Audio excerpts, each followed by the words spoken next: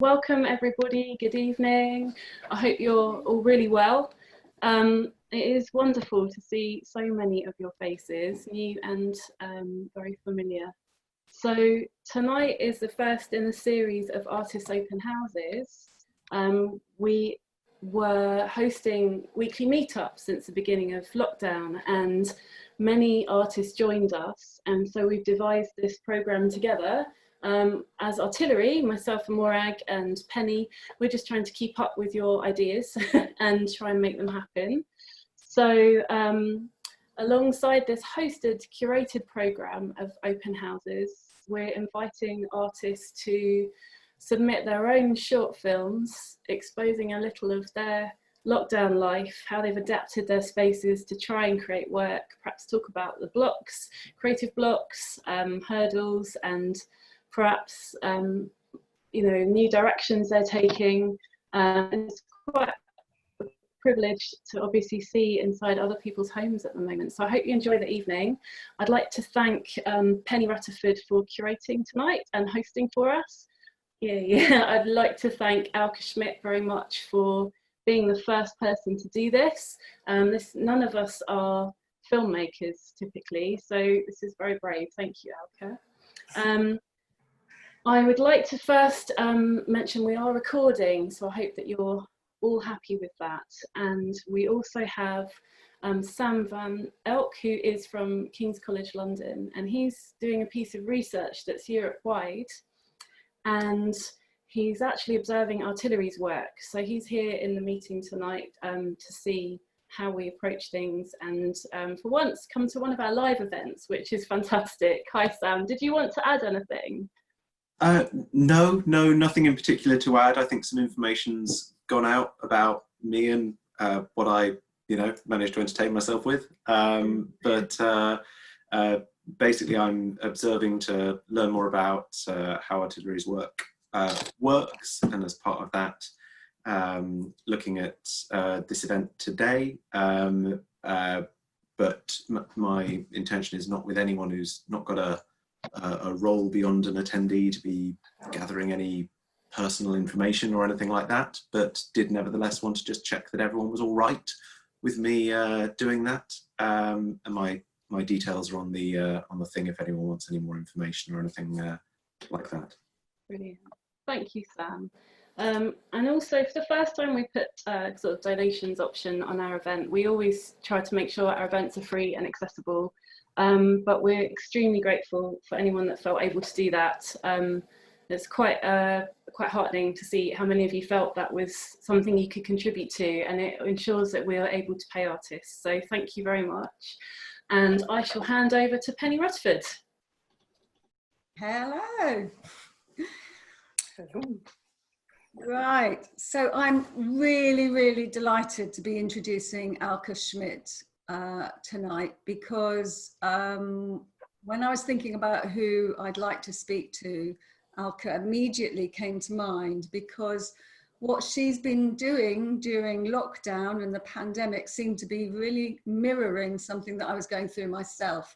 I've been really fortunate in that my lockdown has seen me patrolling Walthamstow wetlands, working there, and the natural world has carried on in spite of everything that's going on with us.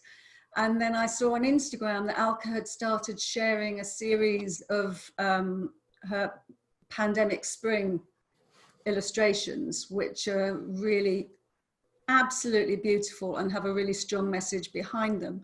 I think Alke represents to me, well, she's one of those world-class artists that we have living in the borough, that we discover on the E17 Art Trail, that these people live and work in our borough and are really involved in our borough. And that's really exciting that we get to get a snapshot into how they work, especially when we go on the art trail and we can walk into people's studios. And I know that opportunity to actually go into people's home studios is one of the things I really value when I go on the art trail. So a chance to have a look at what Alke has been doing during lockdown was really interesting to me, and I'm sure you're going to be really interested to see it yourself.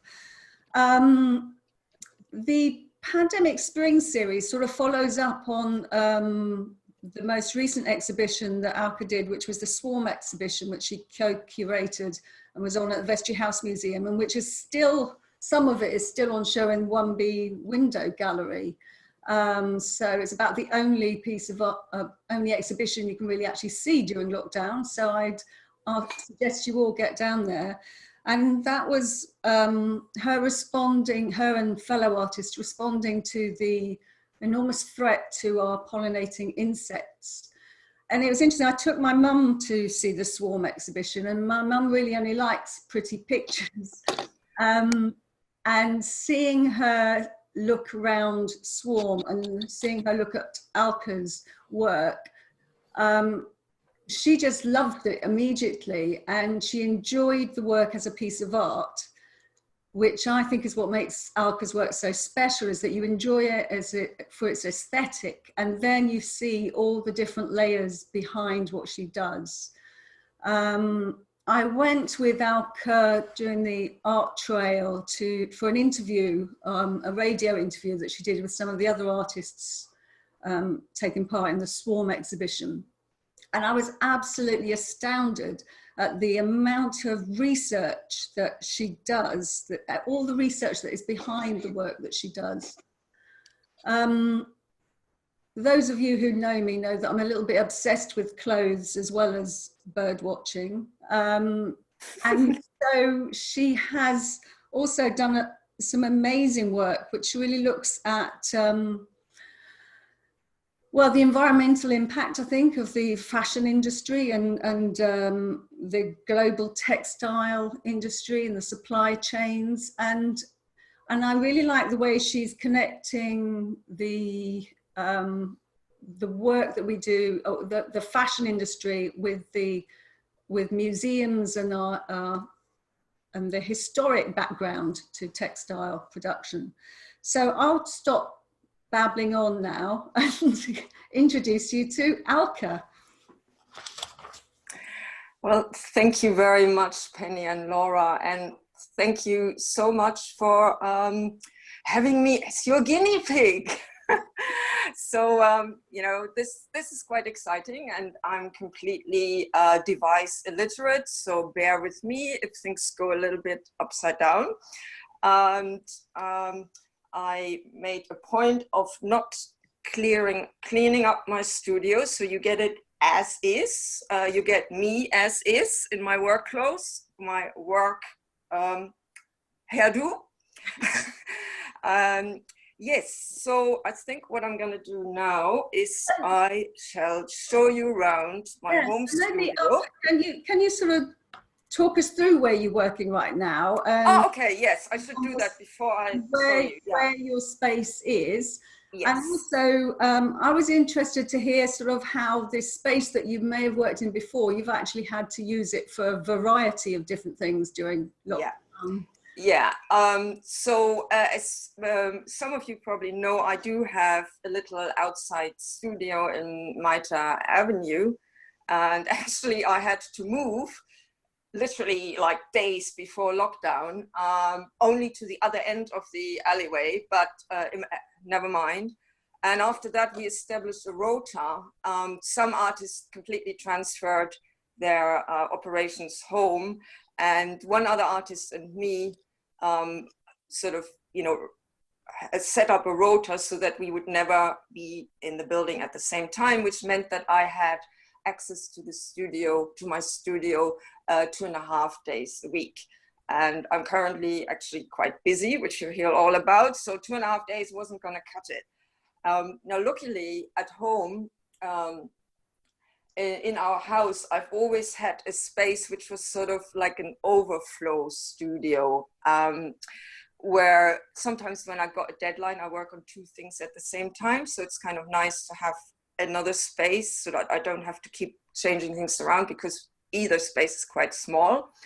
So I was already sort of semi set up. The room that I'm gonna show you around originally was a spare bedroom for guests. And I think at this point I am going to pan you around, because this is the spare guest bed. As you can see, it is not really habitable at the moment. And so let's see, we'll go round. So I have work tables set up. Then there's my easel. On the wall, you can see some older works that I've made, which I don't dare roll up and store. So they just have to sort of sit here or hang here. Yes, in the corner, there is the office bit of the house. You can probably identify some yoga gear in the back, because this is now also our online yoga and Pilates studio. What else are we doing here? My husband calls this room the black hole. And I think that tells you something about the messiness of it all. But I can find stuff, so I guess it's okay. So do you want to tell me, Alke, you've talked about how you had to very quickly adjust and move studios and get set up. How has the lockdown impacted on your own creativity and your productivity? Did it make a difference? Did you? Right. Yes. Well, yes and no. Because when the lockdown started, I knew I had a deadline to make work for an exhibition that I'll have in Sweden next year in an old textile mill. This is continuing my work on the textile industry that has got me to tour all around textile mills in England and the William Morris Gallery. And it's supposed to be shipped this year, well before Brexit, we said. And so I knew I had to make a lot of new work, and I was already doing that. And so I thought, oh yeah, I'll just continue as I do. But then, yes, I think it was triggered by an artist collective initiative, 30 Works, 30 Days, which encouraged artists to, for 1 month in April, make a work every day. And I was saying, like, oh no, I'm too busy. And it sort of sat there in the back of my mind, and I suddenly went like, oh yeah, sure, of course. I'll draw some drawings on printouts of graphs of how many cases and dead people of coronavirus are in different countries. Because I've been looking at those graphs and those charts and sort of, seeing, how things were developing quite obsessively. And I don't know, it just suddenly came, the idea was just there, just like that. And then I found that I was actually really eager to get onto this, to the point that I was completely neglecting the other work I was supposed to be doing, because I enjoyed being outside and drawing, plants and flowers. And I quite liked this perverse looking at the graphs, how many dead today, and yeah, it really kept me engaged, and it allowed me to do a bit more drawing, which I tend to neglect quite easily when I'm on another project. So it was interesting, because I thought I wouldn't have any response, and then I did suddenly, and I didn't even know where it was coming from. Should we actually, is this a good time for us to show some of those images? Maybe we've got a little slideshow, and then we can sort of zoom in on some of the images that you've got there in your studio. Yeah, if you start the slideshow, I can start talking again about, like the concept. So what I did is, there's various websites that have all the data from different countries of how, like how many cases are confirmed in each country and how many dead. And I picked 8 countries. This was the UK, other countries that I knew people in. And then there was China and South Korea as a sort of like benchmark thing. And so every morning I got up, you can see them there in the background, the charts one for the confirmed cases and one for the dead, and printed it off, and then with watercolor and pencil, looked around, what can I draw today? Which, if you've ever tried to do a watercolor on inkjet paper, don't. It was incredibly difficult and frustrating, but hey, you know, this was all like, it wasn't supposed to be masterpieces. This was just like little sketches, and I never made a big plan of what I was going to draw. It was just like, oh yeah, let's do this one today. Yeah. Have you actually got some behind you? Yes. Just to show us. Have you got some of them behind you? Yes, I do actually. Yep. Let's have a look. Here's one that I popped up. I think that's one of the last ones. The chives in the herb box in our garden, and you can see here there's a whole stack of them in my wonderful, totally protected archive. So it's really all sorts. That was a rose up at our allotment. I mean, I'm really privileged. I mean, we got a garden and an allotment. Talk about nice lockdown. I mean, I was ashamed sometimes, you know, like how good I had it compared to some other people. This was the very, very first one. And it was quite funny. I called it green shoots. It's blackberries. And just on that day, there was some bullshit from the chancellor about, oh, we can see the green shoots of the economy. And I went like, yeah, right.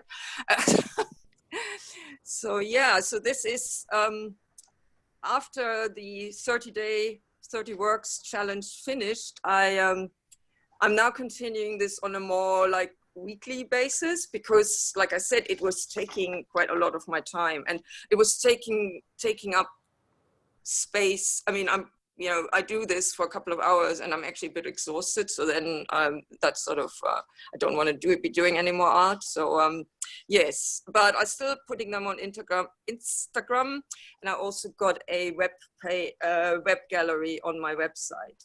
So do you have any, what plans do you have to do with these? Because I know some people have actually approached you about buying these. Yes. Well, it would be, I'm holding on to them because they are a diary and they are like a series, and I'm really hoping for opportunities to exhibit them, either like in real life, which would be marvelous. And I've already been in touch with another artist who's also doing a coronavirus diary, who lives out in Kent. And she was thinking along the same lines. She said like, oh, maybe we should have an exhibition of loads of diaries. Would be really interesting. Of course, you could do the same thing online. You know, it's a different things, but you know, it could be done. I was thinking of maybe I could do booklets. And one online thing I think is coming up pretty soon. There is an artist group called Swarm Dynamics, ironically, Swarm again, and they put out a call for, it was called Life After the Pandemic, and asked artists to tell them about their responses, and they're going to create an online gallery. So I'll put that on my Instagram when it comes up, because that would be really interesting to see all sorts of different artists responding to the pandemic. And it was particularly about, I think their angle was what's coming after, and are we going to continue in the same horrible ways that we've lived before the pandemic struck, environmentally speaking. Actually, this is not something we discussed beforehand. So you have said how things have made you angry, and does that often inspire your work? Things that actually move you and make you angry? Yes.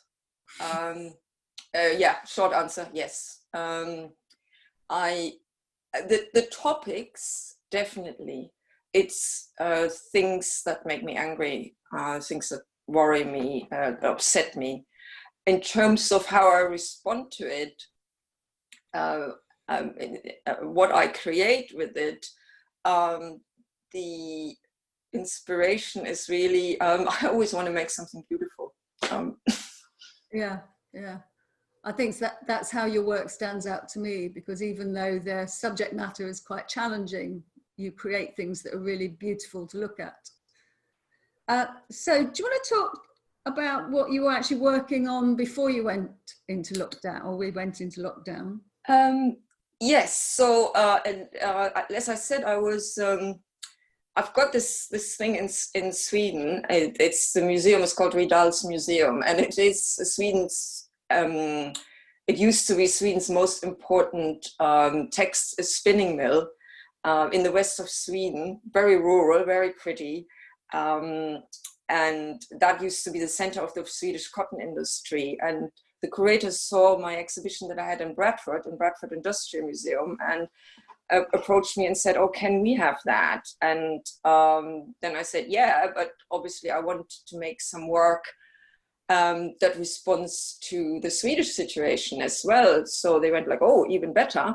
And last autumn, they invited me on a research trip to Sweden. This was the most intense week I've had in a long time, sucking in so much information.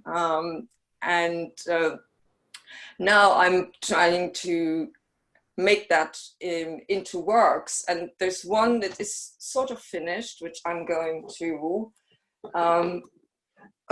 show you now. Oh, have I got it? Have I got it wrong? No, I haven't got it right. Yep, that's right. So this piece, it's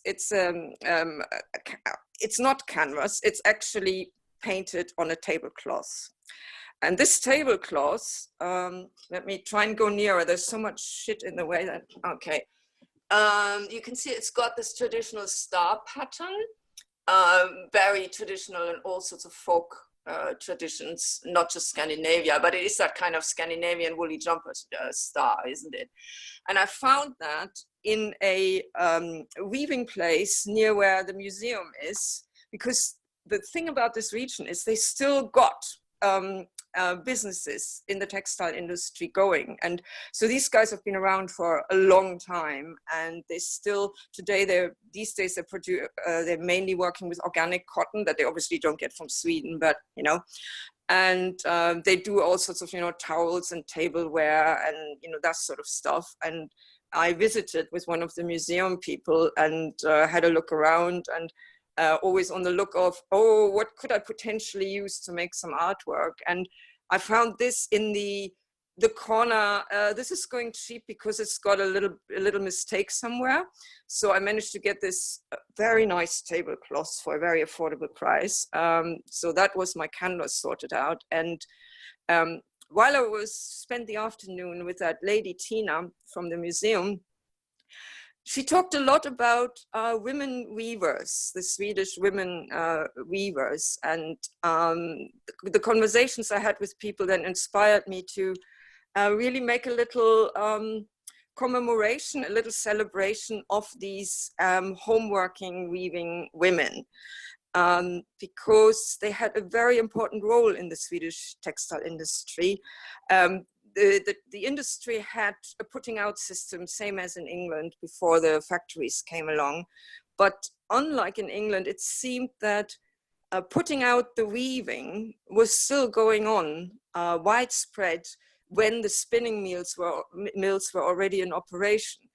And you know, a lot of women continued to make a living. They knew all the patterns from way back when. And there is interesting that I've put these little scribbles in, and these bits of pattern. This is from a book which is in the Borough Textile Museum, which is actually a book that women weavers were passing around.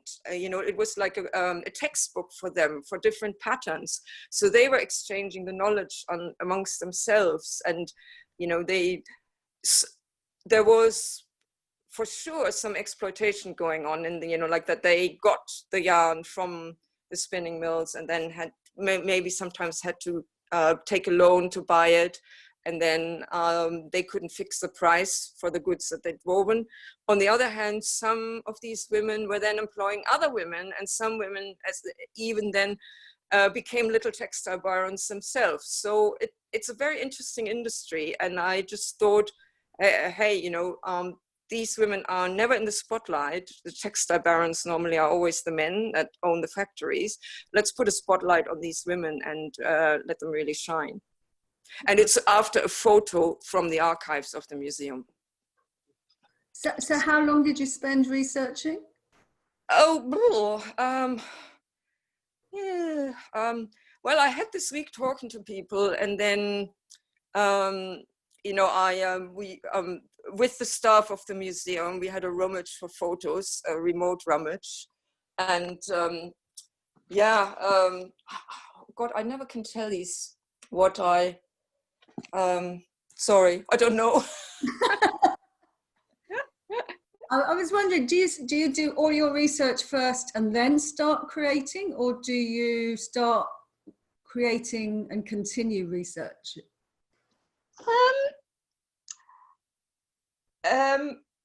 I think this time it's definitely a bit of both, because I normally, if this was like London and not Sweden, I'd be out there all the time, looking in libraries, you know, talking to people, going back to places.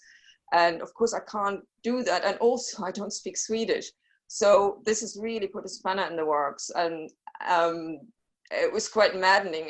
In one textile museum, a woman, she guided us through and told me an amazing story. And afterwards she couldn't remember the story. And I really wanted I asked the other colleague, I said, did you hear that? And he said, yes, I did. And so, never mind. I think, yeah, maybe this is a good time to show you the piece I'm currently working on, because that was a bit of a very funny way of researching. Shall I do that? Yeah, that would be good. Okay, let's see. So, sorry. So this is this one, which is about 1.30 meters high and 90 centimeters across, and it's very much still in progress. When I was in Sweden, I asked people whether they knew of any accidents that had happened in Swedish textile factories, because I knew there was going to be these works about Rana Plaza, the Rana Plaza accident, and there was going to be a work about a big collapse of a spinning mill in Bradford. So I thought, well, you know, what happened in Sweden in that? And then they said, well, actually, the Ridal spinning mill burned down twice in the 1870s. And I said, oh, interesting. And so one of these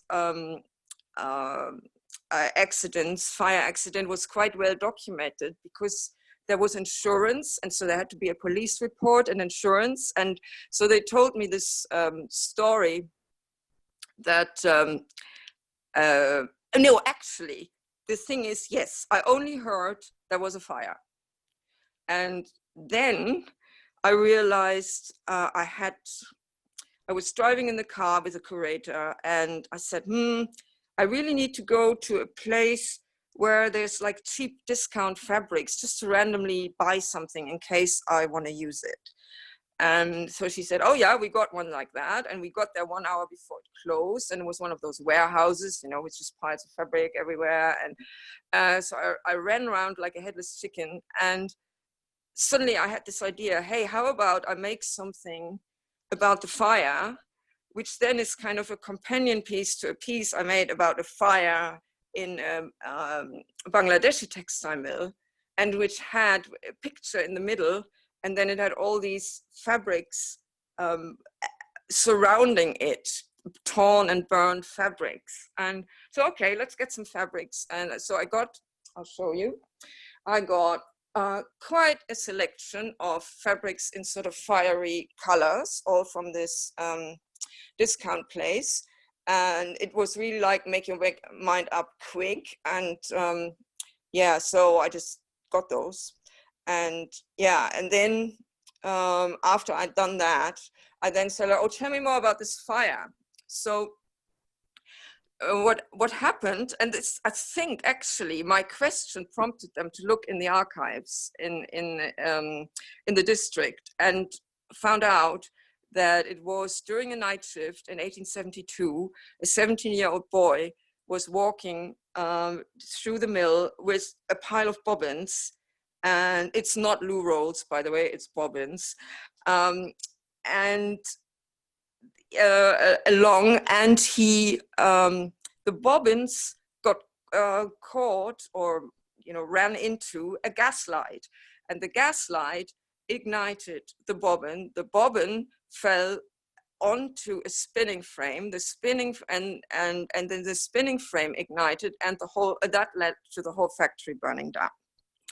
And now you can maybe get an idea of why there is what there is on the picture. And I really had a hard time. It's like, okay, gas lights. So how do gas lights look like, and where? Because it was like, how could it have happened? Trying to figure it out. Well, and the trouble is now I've got this. I'm not very happy with that orange line in the middle. I've only changed it 5 times, and I've probably changed it 5 more times.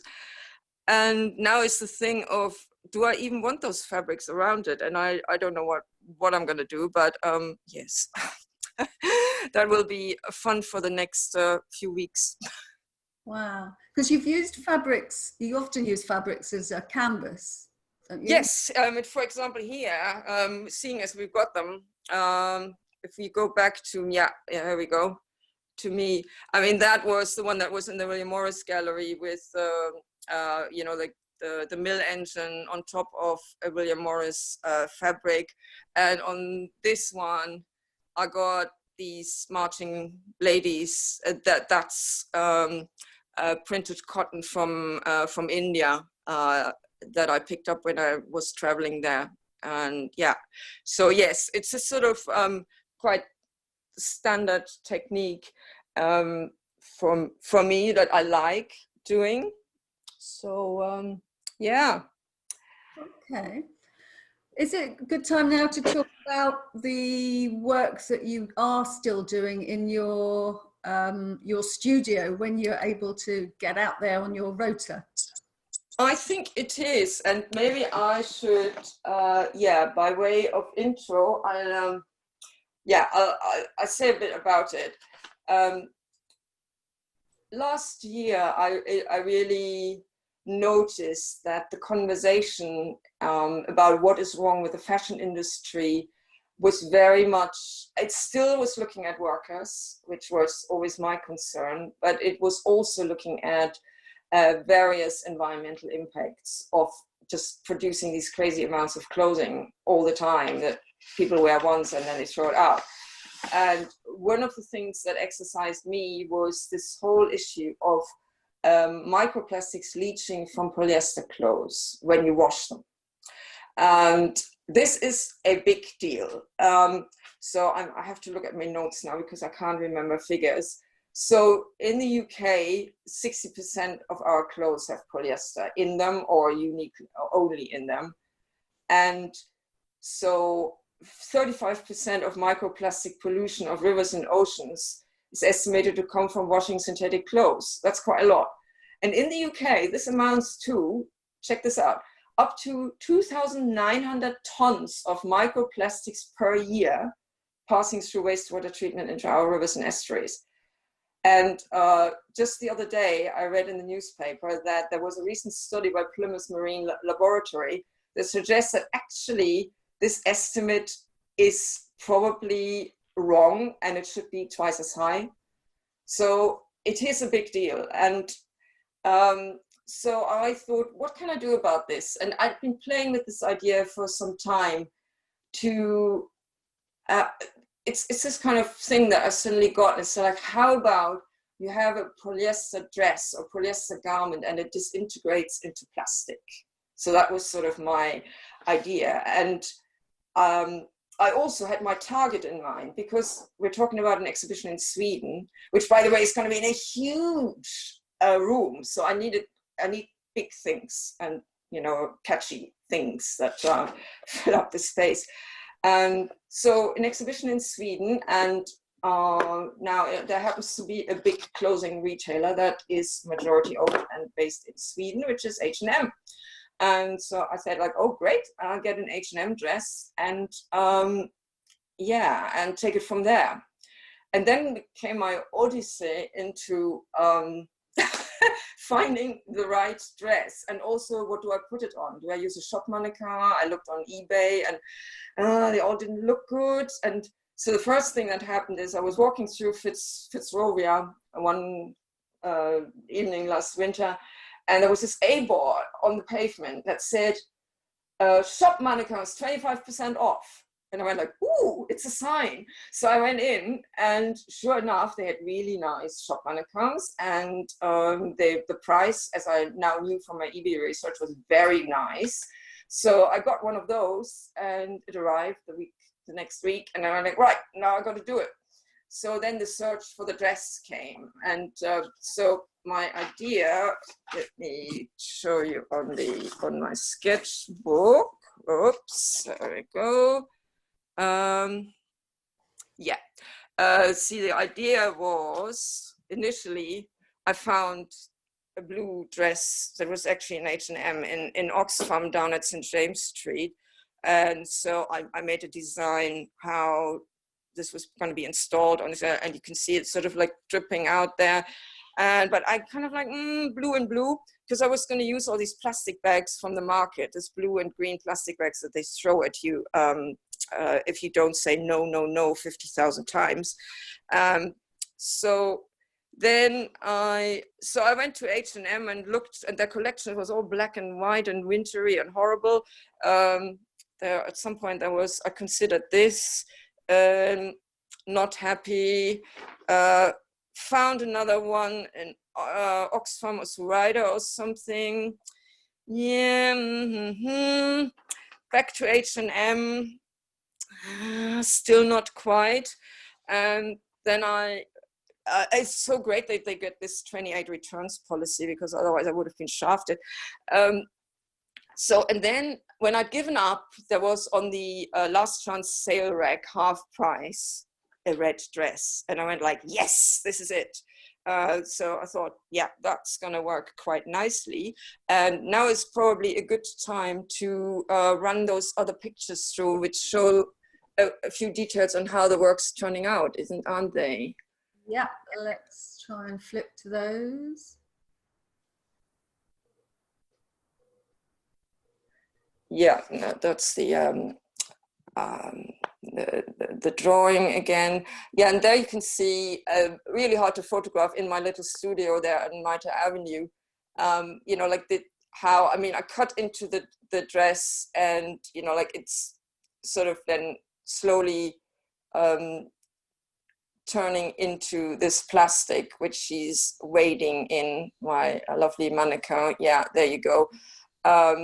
And it's like a Christmas tree. You don't know when to stop. You could always stick some more on, more decorations, more ornaments, more plastic. And yeah, I'm currently at this point where I'm saying like, oh, I'm just going to put it aside because I need the space to work on the on another piece. But the whole thing, you have to imagine, is really I'm coating it all in some really high gloss acrylic. So this is very, and it kind of freezes sometimes with the drip still hanging off it. So you get this really shiny, drippy, wet, slightly mermaid looking thing. Yeah, so and hopefully they put it on a nice pedestal so that it's big enough that people can see it. Wow. I mean, are you worried about the uncertainty around exhibiting from now on after everything that's happening, whether people can get to exhibitions? And oh God, yeah. I mean, it's when I realized that this was going to go on and on, because, you know, we're going to get a second wave, we're going to get a third wave, you know, it was just, it's become completely impossible to predict anything, really. And you not really rely on, I mean, Sweden, they actually never closed the museum so far, but they cancelled all events. The museum is so big that social distancing would not be a problem, even if you had 30 people at the same time, or even 40 people at the same time. But, you know, like because the theme of the textile industry lends itself so much to events and our audience engagement. And we were making all these contacts with people, you know, people who are doing innovative textiles in boroughs nearby, and you know, all sorts of things. We even wanted to give H&M a chance to defend themselves against their too much use of polyester. And of course, if we can't do that, everything has to switch online, which might and might not, you know, then you don't get people in the museum. Oh God, it might never happen. Yeah, I'm finding that very difficult. Do you find that difficult to stay motivated? That and the nice weather, yeah. That was such a good advantage of the pandemic spring thing. You could actually be outside and get a tan at the same time and hear the birds and the bees whilst working. So that was nice. We now agreed a provisional shipping deadline for 14th of October. So that's helping me to stay motivated to, you know, because I do want to get everything done that I wanted to do. I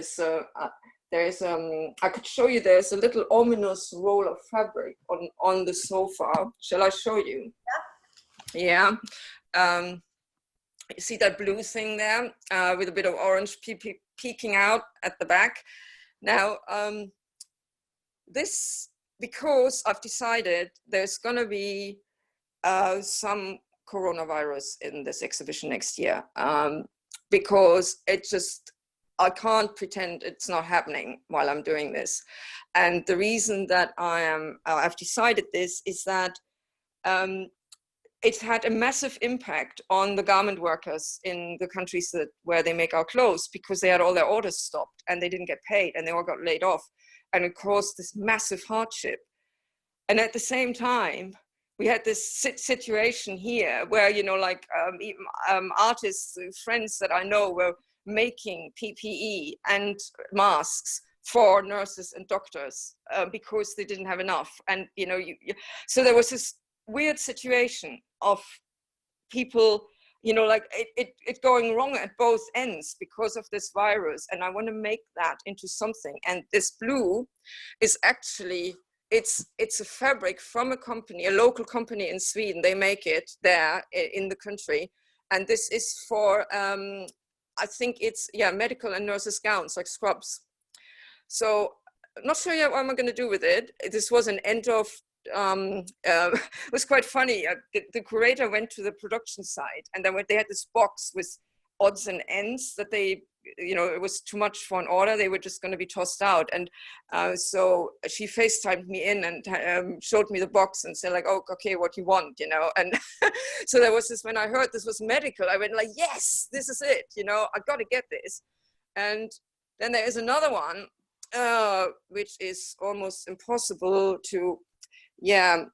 Oh, never mind. It's really hard to unwind this, but you have to imagine a bright red fabric. Yeah, there's a little bit of it in this sort of wax cloth, and the other side is white. And that's supposed to be workwear, not medical, some kind of protective thing, which I'm trying to find out what it is, because I want to make something that relates to this piece. And about, you know, I found some historical photographs of Swedish textile workers demonstrating for freedom of association, and they demonstrated against the war as well, the First World War, and have that. And I wanted to make it on a fabric that is for workers, workwear, you know. So I'm not sure how this is going to work with that waxy fabric, but hey, you know, yes. So wow, this is this is the kind of thing, you know. it's a mixture of planning things and just reacting to stuff, and that's kind of fun of the whole thing, isn't it? Yeah. Oh, that's brilliant. I think we're going to open up to questions now. If people want to sort of send something by the chat at the bottom of the screen, please do so. I don't know how many people we've got in, whether we can just open up mics or not. I have one more question while we wait for people to think about their questions. Alke, you mentioned the events program that might be cancelled. Things have to go online, or social distancing is not possible for those programs. It seems that that's quite important to you, the event side of things, because you had an amazing events program around the Swarm exhibition too, which was really popular. Yes, I think it is really important for me, because for all sorts of reasons. I mean, for one, is because a lot of I do is quite research heavy, and there's a lot of stuff that is not, you don't expect it to come out of the artwork. That's not the idea. An artwork is for having a much more emotional response to things, and much more, but so there has to be space to get other information, and also I want people to get curious and asking questions. So how can they get answers to their questions? So that's where I'm thinking, like if you offer events, and the same with creative events, if people are inspired by what they see, this particular, of course, it's like school kids, but also adults, it's nice to offer them some opportunity to try it out. For me, that's, it's really, really important. And you get people through the door of the museum, of the gallery, who may not otherwise have come. I've seen that time and again. I mean, even when the Swarm exhibition, even one of the my neighbors on our street, who never, ever, ever has gone to anything I've done, he said, like, oh my God, I went to the Swarm exhibition. I really loved it. And it was only because it was about the pollinators, and because, like the, you know what I mean? So he didn't actually go to an event, but it was this kind of thing, like the theme attracted it, and not the fact that it was about art. Right, okay. I've got a question here from Linda McDonald. She says, which quite right, 21st of October does seem very soon, and how many new pieces are you hoping to have ready for the exhibition? Right, okay, so I've got one finished. Let's say the mannequin is finished. That one on the easel, look, I have to, and then I want to make, let's see, the Corona one and the banner one, and then there was supposed, well, in an ideal world, I wanted to have 7 new pieces, and they're all very unthought of, and it's all very experimental. I often thought I'm actually quite an idiot for not perfecting one thing and then just running with it. And it seems like every third artwork that I do, it's something completely new, and I'm completely stumped, and I have to learn everything from scratch. It's not a very efficient way of making art, I think. Well, I do remember you said to me that you're actually a very disciplined artist, and you have quite a sort of a go-to-work attitude to what you do.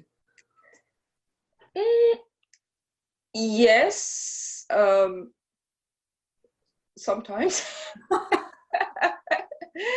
No, it's I think I don't like leaving things to the very, very last minute, but on the other hand, without a deadline, I'll never do anything. So October is kind of okay. Any sooner would be a bit murderish, but any later, it's not going to work. I'll just be doing more, think of other things to do, and go to the allotment, lie in the garden, and hopefully catch up with friends, socially distanced or otherwise. That would be nice. I've got a question actually from Morag. Let me find it. She says she's really interested in the links between activism by the textile workers. Would you mind telling us a bit more about the picture and the story of the Indian women protesting? Yes. Well, you probably remember that the focus on Bangladesh as one of the big makers of our clothes was in a lot of my previous works, and there was a lot about Rana Plaza and making memorials for those 1139 people that died in this collapse of the factory. And then when it came to part of this show moving to the People's History Museum in Manchester, I went like, right, okay, this museum has a world-class collection of trade union banners. And by making this banner with these Bangladeshi ladies marching for higher wages, I really wanted to like unite the idea that, yes, I want to make a banner, but also, you know, like this freedom of association and the women fighting back. For me, that was quite important. With all this, tragedy and disaster striking all the time, we don't hear as much about that. The garment workers actually are quite noisy and active, despite unionization being very much made difficult in Bangladesh, and a lot of union reps getting treated very badly indeed. But they forged good links. For example, the TUC has an outreach group that goes and trains union leaders in Bangladesh, or did at the time when I talked to them a few years ago. So there's ways these days that people, you know, like can link up internationally and support each other. And this is this was inspired by photos that were people taking from real marches in Dhaka mainly, and it was mainly about wages at that time. Wages is an ongoing problem, and a lot of people argue that you're not going to have, you know, like until retailers, Western retailers, really insist on there being free union representation and collective bargaining at the workplaces that make their clothes, you're never going to have safe factories, and you're not going to have fair wages. That's sort of one view, which I think is probably not far off. Wow. Virginia is asking, on an average day, how many pieces or projects are you working on at the same time? Well, 1 to 2 would be the answer. So, for example, like now, because I have these studio days and outside studio days and studio days here, but actually I maybe spend a couple of hours sticking more plastic on my sculpture, and then I come home and do a couple of hours on my painting, or maybe I'll do a drawing. And but it really depends. If I've got a deadline, was it last year or the year before? I can't remember. I was working on this big commission for Salts Mill in Saltaire, which was this enormous painting, and I had a deadline, and I was doing nothing else. It was that one and that one, 6 days a week. I never work on good Christian. I don't work on Sundays. Okay. A question from Sandy. How have you actually managed financially during lockdown? I imagine a lot of artists are thinking about this. You don't have to answer this one if it's... No, but it is a, see, the thing about this exhibition in Sweden is, I mean, for the work in the William Morris Gallery and in Bradford, I had Arts Council England support.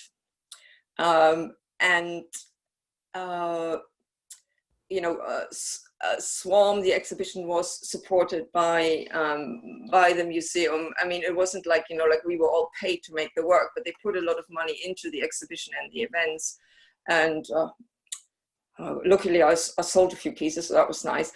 But in Sweden, they were actually going to fund the exhibition and me making the work comparable to Arts Council. Wow. So if this isn't happening, I'm really shafted because I'm having all the expense this year, and next year is when the money would be coming in. And I'm doing, I was not as well as I should, but this artist support pledge where you sell a work for a 200 pounds, up to 200 pounds, and then you promise if you've made £1,000 you buy another artist's work. It's a great initiative. I just don't have a lot of small, easily sendable things, so it's been a bit tricky. Living in a house without a mortgage is a great fortune. Fair enough. Orlando's asking, I think this comes back to your motivation. So how you've been doing yoga in your studio space. Is that some way that you've kept yourself sane? Probably, yeah. I tend to be more on the very dynamic kind of yoga side of things, as opposed to the meditative tranquilo kind of yoga kind of things. But I think it does keep me sane, yeah, and it keeps my body working, which is kind of important as an artist. You can't have a back that aches, or it's just not possible. It's a very physical thing being an artist. Okay, well, I don't see any more questions, unless, Laura, you've spotted anybody putting a hand up. Hi Penny, I haven't. Please anybody wave frantically now if you'd like to ask a question. Morag, you have a question. Go ahead, Morag. Thank you. Hello, Alke. Thank you so much.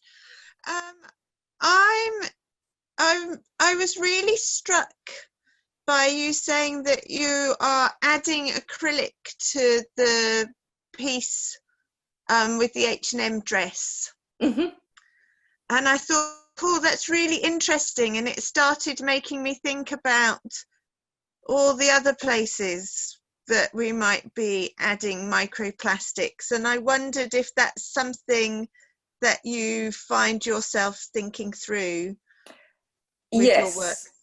Yes, I actually, oh God, I went through months of experimenting how I was going to do this. And there were several considerations. I mean, when I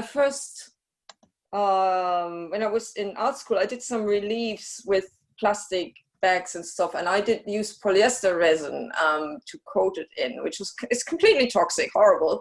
And so I wasn't going to continue that. And the acrylic makes sense in the sense that it's exactly the same plastic that the polyester, and the plastic bags is all plastic basically. And hopefully someone is going to want this sculpture in their front garden or something. So, because I don't know how to dispose of it otherwise.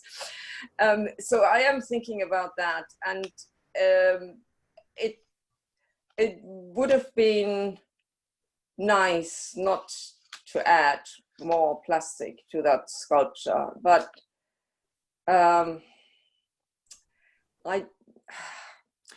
is a brilliant material called glass wax, and it's for basically people who want the effect of clear polyester resin without having a toxic thing, and it's wonderful. It's just extremely brittle. So, I mean, I'm talking extremely, you go like this and it breaks. And all these like little drippy things hanging down that I have, I could have never transported them to Sweden. Transporting this will be interesting anyway. But the good thing with this acrylic is acrylic on fabric, and the plastic bag is not brittle, it's actually a bit elastic. So also nobody knows. If something comes off, nobody will notice, right? So I'm sort of, it will work some way. I've got a few more questions now. Rezia has asked, she really enjoyed your watercolours, and will your pieces for the exhibition include a large watercolour? For the exhibition in Sweden? I presume that's what she's referring to.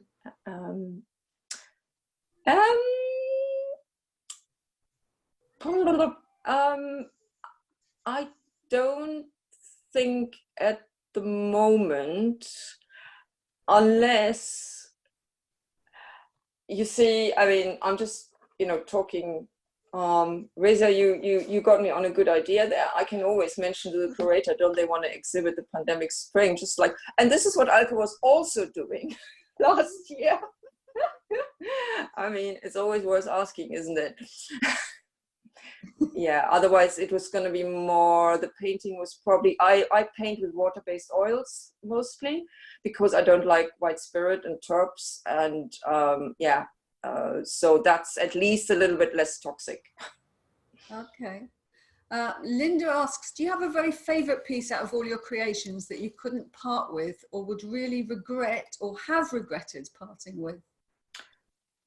Oh, I mean, generally speaking, I'm not attached to things once I've finished them, and I'm quite happy to get them out of storage, out of my sight.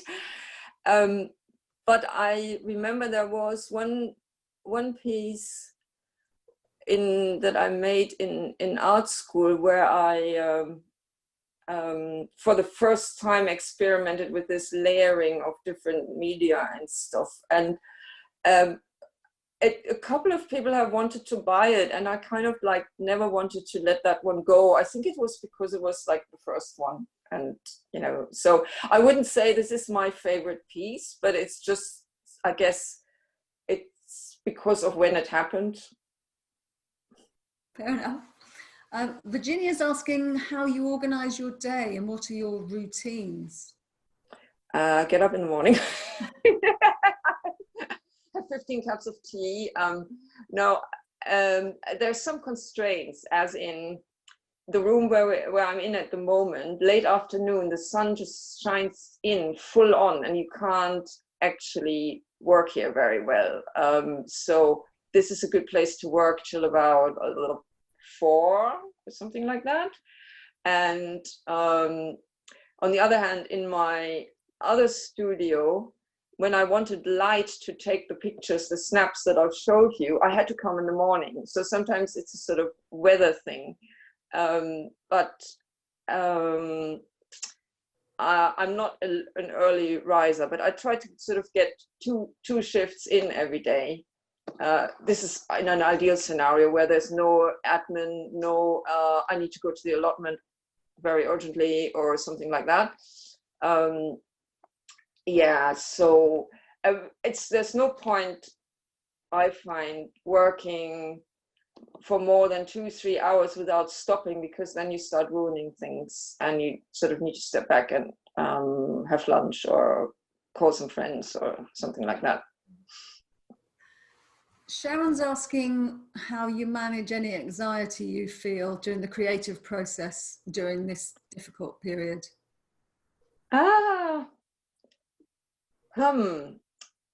That's I'm not sure I'm managing, actually. Because I don't know about you guys, but I'm finding this whole thing has been such a complete roller coaster, where there is days where I just think, oh my God, this is all so terrible, and I despair. And then there's other days where I just went like, oh yeah, we just take it day by day. Sun's shining, weather's sweet, and let's not worry about it. But what I have noticed is that when I'm at a stage with the artwork where I'm happily painting along, or maybe happily stretching, putting canvas on a stretcher or something, and I get into the flow, I forget everything. It's like doing yoga. I forget everything around me and I'm just focusing on that. So that's lovely. What I'm dreading now is that I have to get ideas about the new pieces of work where I just have like a roll of fabric or a vague idea of what I might want to do. This sort of conceptualizing thing, which is very hard for me anyway, having this rumbling anxiety in the back is not helping, and there is a lot of displacement activity going on with, I mean, how many cups of tea can you go down and make? And, you know, and do I not need to go to the shops like right this second, because we might run out of porridge like in a century? You know what I mean? I mean, it's, you know, it's not easy. So I want to get to that stage again where I can just happily paint away, because then life is good. I think that's the end of the questions, but so it might be a really good thing to end on, which is a comment from James. It says, I was intrigued by your observation of yourself that you question the efficiency of your work. For me, the depth of thinking, concept and aesthetic of your work can't possibly be an efficient process. No, it just means that I don't produce very quickly. Quite the opposite. I take forever to make something. So any more questions from anybody? Anybody want to stick their hand up? It's been absolutely fantastic talking to you, Alke. Thank you for your time. Oh, well, it's a pleasure. It's been a real privilege to look around your workspace there and see it up close. I certainly enjoyed it, and I hope everybody else did too. So should I hand you back to Laura? Yeah, do that. Thank you so much, Penny. Before I carry on, Alke, when I go to speak of you, the audio's on your iPhone, so we all see your iPhone view. So I'm frantically trying to switch between who's speaking, which is quite hard to keep up with. Oh, sorry. No, don't. No, I just thought for chatting now, it makes sense to go to speaker view. Hey, fab, thank you. So thank you both so much. That was an absolute treat. We will keep the room open if any of you want to catch up with each other. There's quite a few of you here, but please just treat it like a front room in a moment and see if you can all have some conversations between you. I would like to say, if you want to take this opportunity to unmute yourself, you could do a little applause perhaps for Alke and for Penny, and I'll give you a prompt. We'll be doing this again in a fortnight. We've got a series of 6 planned. They're all very different, so every fortnight is going to be a very different experience, I think, and what the artist brings to it. So I'm really excited to share that with you.